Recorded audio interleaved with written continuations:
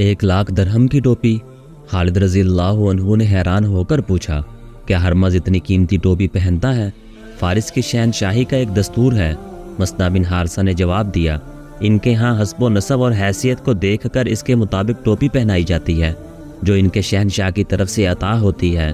زیادہ قیمتی ٹوپی صرف وہ افراد پہنتے ہیں جو اعلیٰ حسب و نسب کے ہوں اور جنہوں نے رعایا میں بھی اور شاہی دربار میں بھی توقیر اور وجاہت حاصل کر رکھی ہو۔ اس وقت ہرمز سب سے زیادہ قیمتی ٹوپی پہنتا ہے، کوئی اور 1,00,000 درہم کی ٹوپی نہیں پہن سکتا۔ اس ٹوپی میں بیش قیمتی ہیرے لگے ہوئے ہیں اور اس کی کلغی بھی بہت قیمتی ہے۔ فرعونوں نے اپنے سر پر خدائی ٹوپیاں سجا لی تھیں۔ خالد رضی اللہ عنہ نے کہا، کہاں ہیں وہ؟ کہاں ہیں ان کی ٹوپیاں؟ مجھے کسی کی بیش قیمتی ٹوپی مرعوب نہیں کر سکتی، نہ کسی کی ٹوپی تلوار کے وار کو روک سکتی ہے۔ مجھے یہ بتاؤ کہ آتش پرستوں کی فوج لڑنے میں کیسی ہے؟ وہ میدان جنگ میں کتنی تیزی سے نقل و حرکت کرتی ہے؟ فارس کے سپاہی کی ذرہ اور ہتھیار دیکھ کر خوف سا آتا ہے۔ مثنہ بن حارثہ نے خالد رضی اللہ عنہ کو بتایا، سر پر لوہے کی زنجیروں کی خورد، بازوؤں پر کسی اور دھات کے خول اور ٹانگیں آگے کی طرف سے موٹے چمڑے یا دھات سے محفوظ کی ہوئی، ہتھیار اتنے کہ ہر سپاہی کے پاس ایک برچھی، ایک تلوار، ایک وزنی گرز، ایک کمان اور ایک ترکش ہوتی ہے جس میں ہر سپاہی 30 تیر رکھتا ہے۔ اور لڑنے میں کیسے ہیں؟ جرأت اور عقل سے لڑتے ہیں۔ مثنہ بن حارثہ نے جواب دیا، ان کی دلیری مشہور ہے۔ مثنہ، خالد رضی اللہ عنہ نے کہا، کیا تم نے محسوس نہیں کیا کہ آتش پرستوں کے سپاہی کتنے کمزور ہیں اور ان کی جرأت کی حد کیا ہے؟ ان کی جرأت کی حد آہنی خورد اور بازوؤں اور ٹانگوں پر چڑھائے ہوئے خولوں تک ہے۔ وہ نہیں جانتے کہ جذبہ لوہے کو کاٹ دیا کرتا ہے۔ لوہے کی تلوار اور برچھی کی انی جذبے کو نہیں کاٹ سکتی۔ زرہ اور دھات یہ چمڑے کے خول حفاظت کے جھوٹے ذریعے ہیں۔ ایک خول کٹ گیا تو سپاہی اپنے آپ کو غیر محفوظ سمجھنے لگتا ہے، پھر اس میں اتنی سی جرأت رہ جاتی ہے کہ وہ اپنے آپ کو بچانے کی اور بھاگنے کی کوشش کرتا ہے۔ اللہ کے سپاہی کی زرہ اس کا عقیدہ اور ایمان ہے۔ میں تمہیں فارسیوں کی ایک اور کمزوری دکھاؤں؟ خالد رضی اللہ عنہ نے قاصد سے کہا، سالاروں اور کمانداروں کو فوراً بلاؤ، فوری طور پر کاظمہ کی طرف کوچ کرو۔ خالد رضی اللہ عنہ نے حکم دیا اور کوچ بہت تیز ہو۔ ہرمز حفیرہ کے علاقے میں پڑاؤ کیے ہوئے تھا۔ وہ کاظمہ سے اپنی فوج کو یہاں لایا تھا کیونکہ خالد رضی اللہ عنہ کا لشکر حفیرہ کی طرف آ گیا تھا۔ اب یہ لشکر پھر کاظمہ کی طرف جا رہا تھا۔ دونوں فوجوں کے چند ایک گھڑ سوار ایک دوسرے کی خیمہ گاہ کو دیکھتے رہتے تھے۔ ہرمز کو اطلاع ملی کہ مسلمانوں کا لشکر کاظمہ کی طرف کوچ کر گیا ہے تو ہرمز نے اپنی فوج کو کاظمہ کی طرف کوچ کرنے کا حکم دے دیا۔ ہرمز کو ابلا کی بہت فکر تھی۔ یہ ایرانیوں کی بادشاہی کا بہت اہم شہر تھا، یہ تجارتی مرکز تھا۔ ہندوستان کو تاجروں کے قافلے یہیں سے جایا کرتے تھے اور ہندوستان خصوصاً سندھ کا مال اسی مقام پر آیا کرتا تھا۔ یہ ایران کا فوجی مرکز بھی تھا۔ اس علاقے کے رہنے والے مسلمانوں کو دبائے رکھنے کے لیے ابلا میں فوج رکھی گئی تھی۔ ہرمز کی کوشش یہ تھی کہ مسلمانوں کا لشکر ابلا تک نہ پہنچ سکے۔ ہرمز کو ابلا پہلے سے زیادہ خطرے میں نظر آنے لگا کیونکہ مسلمان ابلا کے جنوب میں کاظمہ کی طرف جا رہے تھے۔ مسلمانوں کے لیے کوچ اتنا مشکل نہ تھا جتنا ایرانیوں کے لیے دشوار تھا۔ مسلمانوں کے پاس اونٹ اور گھوڑے خاصے زیادہ تھے، سپاہی ہلکے پھلکے تھے، وہ آسانی سے تیز چل سکتے تھے۔ ان کے مقابلے میں ایرانی سپاہی زرہ اور ہتھیاروں سے لدے ہوئے تھے، اس لیے وہ تیز چل نہیں سکتے تھے۔ 1-2 دن پہلے ہی کاظمہ سے حفیرہ آئے تھے۔ اس کوچ کی تھکن ابھی باقی تھی کہ انہیں ایک بار پھر کوچ کرنا پڑا، اور وہ بھی بہت تیز تاکہ مسلمانوں سے پہلے کاظمہ کے علاقے میں پہنچ جائیں۔ اس کوچ نے راستے میں ہی انہیں تھکا دیا۔ ہرمز کی فوج جب کاظمہ میں مسلمانوں کے بالمقابل پہنچی تو نڈھال ہو چکی تھی۔ مسلمان سپاہی صحرائی لڑائیوں اور صحرا میں نقل و حرکت کے عادی تھے۔ خالد رضی اللہ عنہ نے ہرمز کو یہ تاثر دینے کے لیے کہ وہ اپنے لشکر کو آرام نہیں کرنے دے گا، لشکر کو 3 حصوں میں تقسیم کر دیا۔ خود قلب میں رہے دائیں اور بائیں پہلوؤں کی کمان عاصم بن عمرو اور عدی بن حاتم کے پاس تھی۔ عاصم بن عمرو کا عقا بن عمرو کے بھائی تھے اور عدی بن حاتم قبیلہ طے کے سردار تھے جو دراز قد مضبوط جسم والے بڑے بہادر جنگجو تھے۔ خالد رضی اللہ عنہ کو اپنی فوج کو لڑائی کی ترتیب میں کرتے دیکھ کر ہرمز نے بھی اپنی فوج کو 3 حصوں میں تقسیم کر دیا۔ قلب میں وہ خود رہا اور دونوں پہلوؤں کی کمان شاہی خاندان کے 2 افراد قباز اور انوشا جان کو دی۔ ہرمز دیکھ رہا تھا کہ اس کی فوج پسینے میں نہا رہی ہے اور سپاہیوں کی سانسیں پھولی ہوئی ہیں۔ انہیں آرام کی ضرورت تھی لیکن مسلمان جنگی ترتیب میں آ چکے تھے۔ ہرمز نے اپنی فوج کی ترتیب ایسی رکھی کہ کاظمہ شہر اس کی فوج کے پیچھے آ گیا۔ ان کے سامنے ریگستانی میدان تھا اور ایک طرف بڑے ٹیلہ نما پہاڑیوں کا سلسلہ تھا۔ خالد رضی اللہ عنہ نے اپنی فوج کو اس طرح آگے بڑھایا کہ یہ پہاڑی سلسلہ ان کی پشت کی طرف ہو گیا۔ اپریل 633 کے پہلے ہفتے کا ایک دن تھا جب مسلمان پہلی بار آتش پرست ایرانیوں کے مقابل آئے۔ اگر خالد بن ولید رضی اللہ عنہ مارا جائے تو یہ معرکہ بغیر لڑے ختم ہو سکتا ہے۔ ہرمز کے ایک سالار نے اسے کہا، مسلمان جو اتنی دور سے آئے ہیں اپنی سالار کے موت کے بعد ہمارے مقابلے میں نہیں ٹھہر سکیں گے، فوج سے کہو زنجیریں باندھ لیں۔ ہرمز نے سالار سے کہا، میں ان کے سالار کا بندوبست کرتا ہوں، سب سے پہلے یہی مرے گا۔ اس نے سالار کو بھیج کر اپنے محافظوں کو بلایا اور انہیں کچھ بتایا۔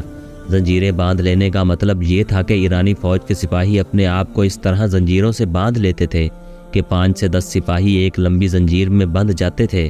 ان کے درمیان اتنا فاصلہ ہوتا تھا کہ وہ آسانی سے لڑ سکتے تھے۔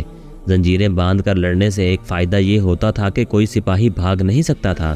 دوسرا فائدہ یہ کہ ان کے دشمن کے گھڑ سوار جب ان پر حلہ بولتے تھے تو سپاہی زنجیریں سیدھی کر دیتے۔ زنجیریں گھوڑوں کی ٹانگوں کے آگے آ جاتی اور گھوڑے گر پڑتے تھے۔ لیکن زنجیروں کا بہت بڑا نقصان یہ تھا کہ ایک زنجیر میں سے بندھے ہوئے سپاہیوں میں سے 1-2 زخمی یا ہلاک ہو جاتے تو باقی بے بس ہو جاتے اور دشمن کا آسان شکار بن جاتے۔ اس جنگ کو جو ہرمز اور خالد رضی اللہ عنہ کے درمیان لڑی گئی جنگ سلاسل یعنی زنجیروں کی جنگ کہتے تھے۔ مسلمانوں نے جب یہ دیکھا کہ ایرانی اپنے آپ کو زنجیروں سے باندھ رہے ہیں تو وہ حیران ہونے لگے۔ کسی نے بلند آواز سے کہا، وہ دیکھو فارسی اپنے آپ کو ہمارے لیے باندھ رہے ہیں، فتح ہماری ہے۔ خالد رضی اللہ عنہ نے بلند آواز سے کہا، اللہ نے ان کے دماغوں پر مہر لگا دی ہے۔ خالد رضی اللہ عنہ نے کچھ سوچ کر کاظمہ سے حفیر اور حفیر سے کاظمہ کو کوچ کیا تھا۔ وہ فائدہ انہیں نظر آ گیا تھا۔ ہرمز کی وہ فوج جو زرہ اور ہتھیاروں سے لدی ہوئی تھی لڑائی شروع ہونے سے پہلے ہی تھک گئی تھی۔ خالد رضی اللہ عنہ نے ایرانیوں کو آرام کی مہلت ہی نہیں دی تھی۔ اب ایرانیوں نے اپنے آپ کو زنجیروں میں باندھ لیا تھا۔ خالد رضی اللہ عنہ نے سوچ لیا کہ وہ کیا چال چلیں گے اور ایرانیوں کو کس طرح لڑائیں گے۔ ہرمز نے اپنے گھوڑے کو اینٹ لگائی اور دونوں فوجوں کے درمیان ایسی جگہ آ کر رک گیا جہاں زمین کٹی پھٹی اور کہیں کہیں ٹیلے تھے۔ اس کے محافظ اس سے کچھ دور آ کر رک گئے۔ کہاں ہے خالد؟ ہرمز نے للکار کر کہا، پہلے میرا اور تیرا مقابلہ ہو جائے۔ یہ اس زمانے کا دستور تھا کہ جنگ شروع کرنے سے پہلے دونوں فوجوں کے سالار ذاتی مقابلوں کے لیے ایک دوسرے کو للکارتے تھے۔ دونوں فوجوں کے آدمی انفرادی طور پر آگے جا کر تلواروں سے بھی لڑتے تھے اور کشتی بھی لڑا کرتے تھے۔ نتیجہ دونوں میں سے ایک کی موت ہوتا تھا۔ جنگ سلاسل میں ہرمز نے خود آگے آ کر خالد رضی اللہ عنہ کو انفرادی مقابلے کے لیے للکارا۔ ہرمز مانا ہوا جنگجو اور بہادر آدمی تھا۔ تیغ زنی کی مہارت کے علاوہ اس کے جسم میں بہت طاقت تھی۔ خالد رضی اللہ عنہ کی عمر 48 سال ہو چکی تھی۔ وہ جنگی چالوں کے ماہر تھے۔ ان کے جسم میں اچھی خاصی طاقت تھی لیکن ہرمز زیادہ طاقتور تھا۔ اس کی للکار پر خالد رضی اللہ عنہ نے گھوڑے کو اینٹ لگائی اور ہرمز کے سامنے جا رکے۔ ہرمز گھوڑے سے اترا اور خالد رضی اللہ عنہ کو اترنے کا اشارہ کیا۔ دونوں نے تلواریں نکال لیں۔ دونوں نے ایک دوسرے پر بڑھ چڑھ کر وار کیے۔ پینترے بدلے گھوم گھوم کر ایک دوسرے پر آئے مگر تلواریں آپس میں ہی ٹکراتی رہیں۔ پھر خالد رضی اللہ عنہ کے ہاتھوں اور پینتروں میں پھرتی آ گئی۔ دونوں فوجیں شور و غل برپا کر رہی تھیں۔ ہرمز محسوس کرنے لگا تھا کہ وہ خالد رضی اللہ عنہ کی تلوار سے بچ نہیں سکے گا۔ وہ تیزی سے پیچھے ہٹ گیا اور اس نے تلوار پھینک دی۔ تلواریں فیصلہ نہیں کر سکیں گی۔ ہرمز نے کہا، آ خالد، ہتھیار کے بغیر آ اور کشتی لڑ۔ خالد رضی اللہ عنہ نے تلوار پھینک کر کشتی کے لیے آگے بڑھے اور دونوں گتھم گتھا ہو گئے۔ کشتی میں ہرمز کا پلہ بھاری نظر آتا تھا لیکن مورخ لکھتے ہیں کہ ہرمز کی چال کچھ اور تھی۔ اس نے اپنے محافظوں کو پہلے ہی بتا رکھا تھا کہ جب وہ خالد رضی اللہ عنہ کو اتنی مضبوطی سے پکڑ لے کہ خالد رضی اللہ عنہ ہلنے کے قابل نہ رہے تو محافظ دونوں کو اس طرح گھیرے میں لے لیں کہ ان کی نیت اور ارادے پر شک نہ ہو، یعنی وہ تماشائی بنے رہیں اور ان میں سے ایک محافظ خنجر نکال کر خالد رضی اللہ عنہ کا پیٹ چاک کر دے۔ جنگجو اس طرح دھوکہ نہیں دیا کرتے تھے لیکن ہرمز کمینگی کی وجہ سے مشہور تھا۔ ہرمز کے محافظ آگے بڑھائے اور اپنی فوج کی طرح نعرے لگاتے نرگے کی ترتیب میں ہوتے گئے۔ وہ گھوڑوں پر سوار نہیں تھے۔ وہ گھیرا تنگ کرتے گئے حتیٰ کہ دونوں کے قریب چلے گئے۔ خالد رضی اللہ عنہ کی توجہ بٹ گئی۔ ہرمز نے پھرتی سے خالد رضی اللہ عنہ کے دونوں بازو اس طرح جکڑ لیے کہ اس کے بازو خالد رضی اللہ عنہ کی بغلوں میں تھے۔ محافظ اور قریب آ گئے۔ ہرمز نے اپنی زبان میں محافظوں سے کچھ کہا۔ خالد رضی اللہ عنہ اس کی زبان تو نہ سمجھ سکے، اشارہ سمجھ گئے۔ انہوں نے خطرے کو بھانپ لیا اور جسم کی تمام تر طاقت صرف کر کے اتنی زور سے گھومے کہ ہرمز کو بھی اپنے ساتھ گھما لیا۔ پھر خالد رضی اللہ عنہ ایک جگہ کھڑے گھومتے رہے۔ ہرمز کے پاؤں زمین سے اٹھ گئے۔ خالد رضی اللہ عنہ نے ہرمز کے پاؤں اپنی بغلوں میں جکڑ لیے تھے اور اپنے ہاتھ ہرمز کی بغلوں میں لے جا کر اسے گھماتے رہے۔ اس طرح محافظوں کا دائرہ کھلتا گیا اور ان میں سے کسی کو بھی آگے بڑھ کر خالد رضی اللہ عنہ پر وار کرنے کا موقع نہیں ملا۔ لیکن خالد رضی اللہ عنہ کا یہ داؤ زیادہ دیر تک نہیں چل سکتا تھا، وہ تھک چکے تھے۔ اچانک ایک طرف سے ایک گھوڑا سر پر دوڑتا آیا جسے ہرمز کے محافظ نہ دیکھ سکے۔ گھوڑا محافظوں کے دائرے کو کاٹتا گزر گیا اور 3 محافظ زمین پر تڑپنے لگے۔ ان میں سے ایک گھوڑے نے کچل ڈالا تھا اور 2 گھڑ سوار کی تلوار نے کاٹ دیے تھے۔ گھوڑا آگے جا کر مڑا اور پھر ہرمز کے محافظوں کی طرف آیا۔ محافظوں نے اب اس سے بچنے کی کوشش کی، پھر بھی 3 محافظ گر پڑے اور تڑپنے لگے۔ باقی بھاگ گئے اور سوار اپنی فوج سے جا ملا۔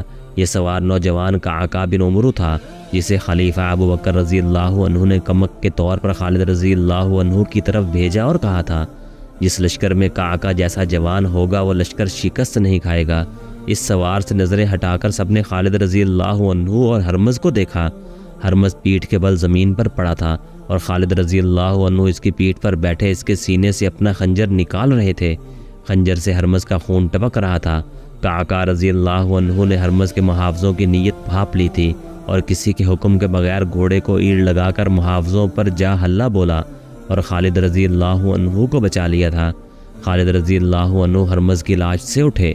ہرمز کے 1 لاکھ درہم کی ٹوپی خالد رضی اللہ عنہ کے ہاتھ میں تھی اور اس کے خون میں لتھڑا ہوا خنجر بلند کر کے خالد رضی اللہ عنہ نے اپنی فوج کو کھلے حملے کا حکم دے دیا۔ ان کے پہلے سے دیے ہوئے احکام کے مطابق مسلمان لشکر کے دونوں پہلو کھل گئے اور اس نے دائیں اور بائیں سے ایرانیوں پر حملہ کیا۔ ایرانی اپنے ہرمز جیسے سالار کی موت سے بددل ہو گئے تھے، لیکن اپنی روایتی شجاعت سے وہ دستبردار نہ ہوئے۔ ان کی تعداد مسلمانوں کی نسبت خاصی زیادہ تھی۔ ہتھیاروں اور گھوڑوں کے لحاظ سے بھی انہیں برتری حاصل تھی۔ وہ مسلمانوں کے مقابلے میں جم گئے۔ نظر یہی آ رہا تھا کہ ایرانیوں کو شکست نہیں دی جا سکے گی، یا یہ کہ انہیں شکست دینے کے لیے بے شمار جانیں قربان کرنا پڑیں گی۔ ایرانی سپاہی 5-5 7-7 10-10 ایک زنجیر سے بندھے ہوئے تھے اور ہر طرف سے آنے والے حملے کو روک رہے تھے۔ خالد رضی اللہ عنہ نے انہیں تھکانے کے لیے گھڑ سواروں کو استعمال کیا۔ گھڑ سواروں نے پیادوں پر اس طرح حملے شروع کر دیے کہ پیادوں کو دائیں بائیں دوڑنا پڑا۔ اپنے پیادوں کو بھی خالد رضی اللہ عنہ نے اس طرح استعمال کیا۔ ایرانی پیادوں کو بھاگنا دوڑنا پڑا۔ ان کے مقابلے میں مسلمان تیزی سے حرکت کر سکتے تھے۔ آخر ایرانیوں میں تھکن اور سستی کے آثار نظر آنے لگے۔ انہوں نے اپنی روایت کے مطابق جو زنجیریں باندھ رکھی تھیں وہ ان کے پاؤں کی بیڑیاں بن گئی۔ ہتھیاروں کی برتری وبال جان بن گئی۔ ایرانیوں کی تنظیم اور ترتیب بکھرنے لگی۔ ان کے قلب کی کمان تو پہلے ہی ہرمز کے مرتے ہی ختم ہو گئی تھی۔ ان کے پہلوؤں کے سالاروں قباز اور انوشجان نے شکست یقینی دیکھی تو پسپائی کا حکم دے دیا۔ پسپا وہی ہو سکے جو زنجیروں میں بندھے نہیں تھے۔ ان میں زیادہ گھڑ سوار تھے۔ قباز اور انوشجان پہلوؤں سے اپنی فوج کی بہت سی نفری بچا کر لے گئے، لیکن قلب کے ہزاروں سپاہی مسلمانوں کے ہاتھوں کٹ گئے۔ یہ تو آتش پرستوں کا قتل عام تھا جو سورج غروب ہونے کے بعد تک جاری رہا۔ شام تاریک ہو گئی تو یہ خونی سلسلہ رکا۔ مسلمانوں نے ایک بڑے ہی طاقتور دشمن کو بہت بڑی شکست دے کر ثابت کر دیا کہ نفری کی افراد اور ہتھیاروں کی برتری سے فتح حاصل نہیں کی جا سکتی۔ جذبہ لڑا کرتا ہے